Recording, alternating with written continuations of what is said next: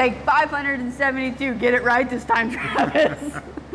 This week was all about interior fabrication, so we did a lot of cutting and welding for a pretty satisfying final result. The first thing we had to do is give our barn find Kirkey circle track seat a lowering kit. We talked about that last week. And then start making a console and a lift kit for the shifter. We're gonna start the week off by working on our seat brackets. And let me grab the camera and I'll show you what I'm gonna do. Okay, so what I need to do is I need to lower these by about 4 inches, and I need to tilt the front of them down an inch as well. So I'm gonna lower them 3 inches in the back and 4 inches in the front, recut this, and then I also need to move them closer together. This one needs to come over about 4 inches as well, and I'll just have to plug those holes I drilled. What I should have done is I should have mounted this to the seat first, but I didn't do that. So now we're kind of stuck with where we're at. Before I put this back in, I will mount these to the seat and just line it up off these holes. I'm gonna get started on cutting these, and I'll just set the camera up so you can follow along as I do that.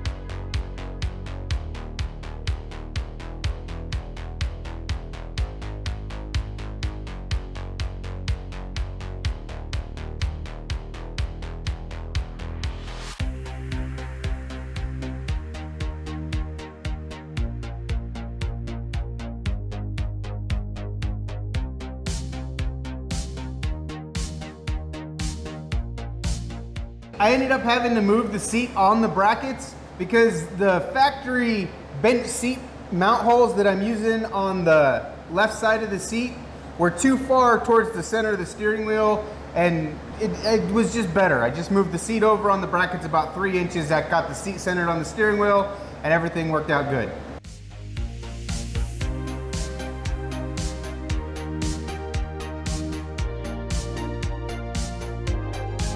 We got our seat all mounted, and there's just a little bit of movement on the back of it here, and it's trying to hit this windshield or this back window.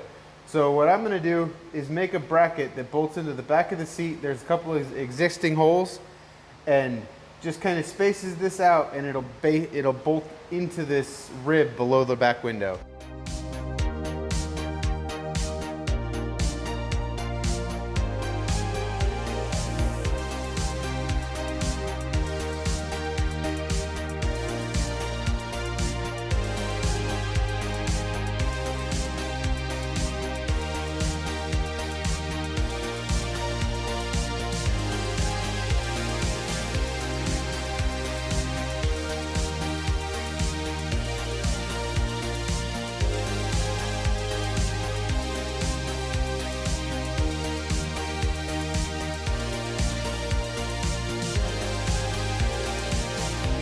That's pretty comfortable. I think this is gonna work. It's a little tight, but that's okay because, wait, we're not turning corners, so we don't need to have side to side. Well, you know, whatever. It was free. I'm happy with it. It's gonna be good.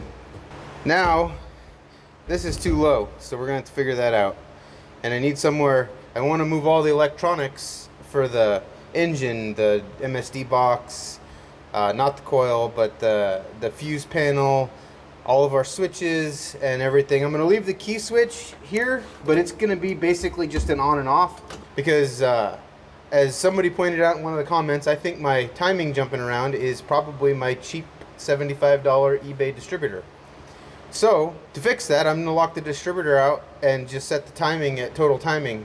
Not great for the street, can be a little hard to start, but if we have our ignition on a separate switch from our starter, we can spin the starter, flip the ignition, it should fire right up, should be no problem. So that's the plan. I'm gonna build some type of console to hold the shifter, a switch panel, because so once I'm belted into this thing, I'm not gonna be able to reach the dash. I want to have access to everything that I need from sitting in this position.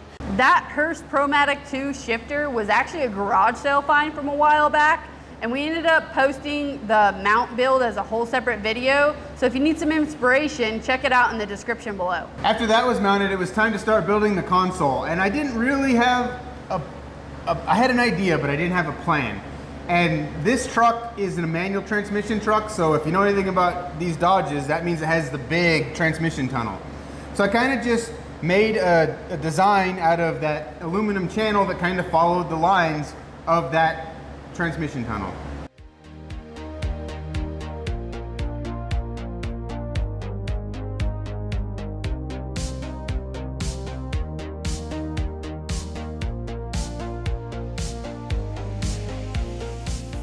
We built a P. I don't know.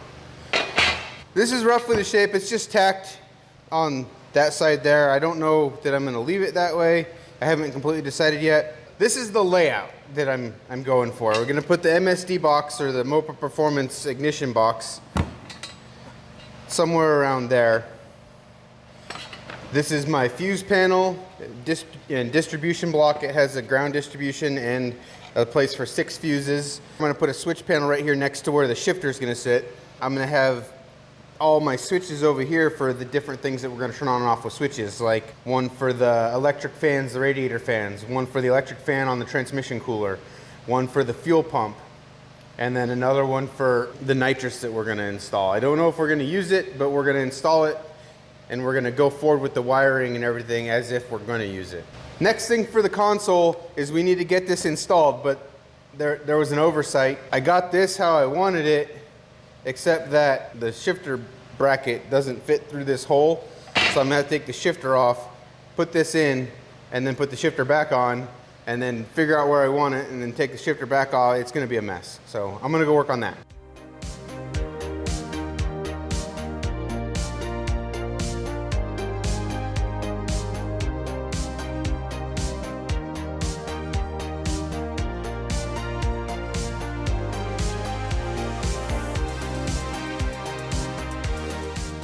So something like that. Then I'll just drop a couple of mounts. I'll just weld a little tab here and put a screw in there, and then have a couple legs that come down in the back, a couple legs here, one on the corners there and one in the front and then on that side. And then the outside's gonna get plated in 25 thousandths aluminum. The top is gonna get a piece of 1/8 inch so it's rigid for all the mounts and everything. And then this switch panel over here will also get 1/8 inch aluminum.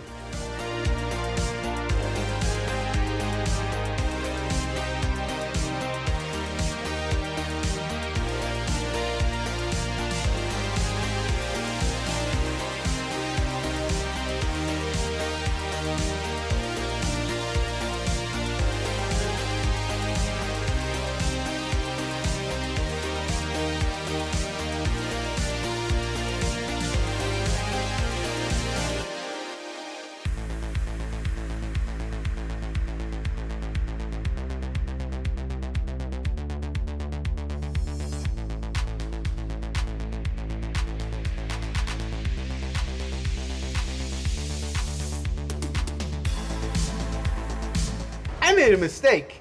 Not really a mistake, kind of an oversight. So I've been putting this in by dropping the front down below and bringing it back, but I put legs on it and now it won't go below.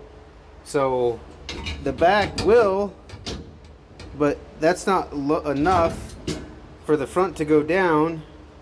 So the front of this doesn't really do anything. The console piece actually attaches to the shifter. So I'm just going to mark this and cut the front of it off so I can get this in and out of there.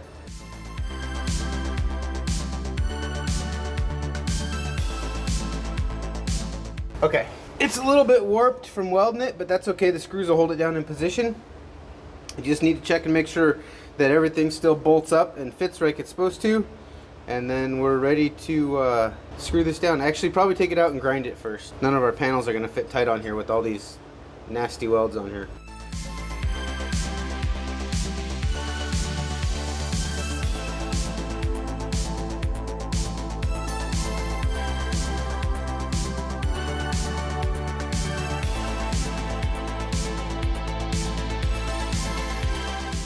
Alright, it's attached to the floor.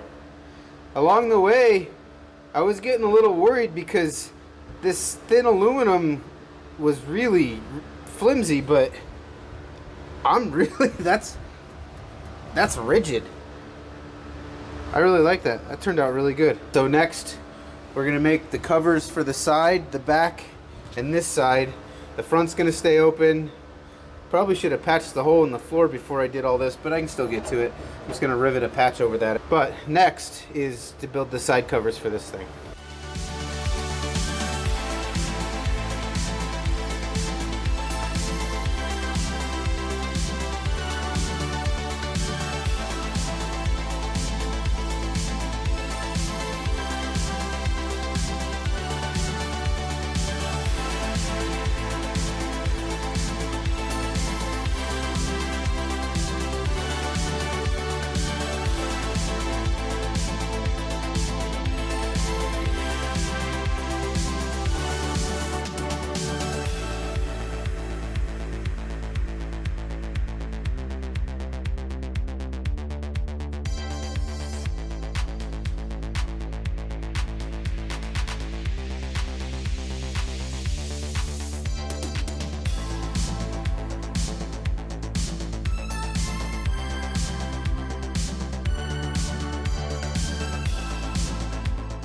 I actually made this panel twice because the first one was about an inch too short.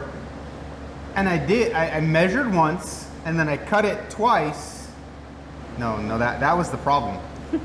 We also had to trim it to the curve of the floor. So he fashioned this tool and you'll see it sitting on the table in the next video. We did end up posting a short about it too. So it's kind of like a compass, except it's not, and I didn't have one. And I didn't want to go to the store, so I just needed something to trace the floor and something to make a mark an equal distance from it on the metal.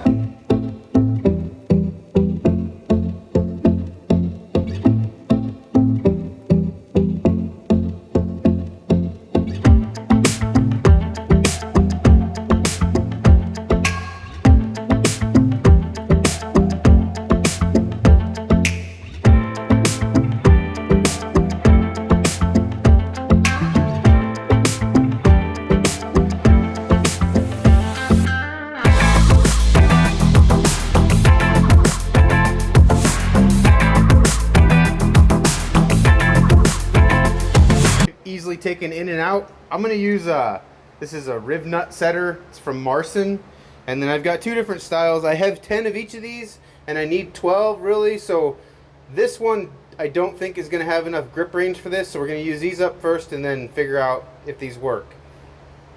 All you do is drill a 9/32 hole. We're using 10/24 screws.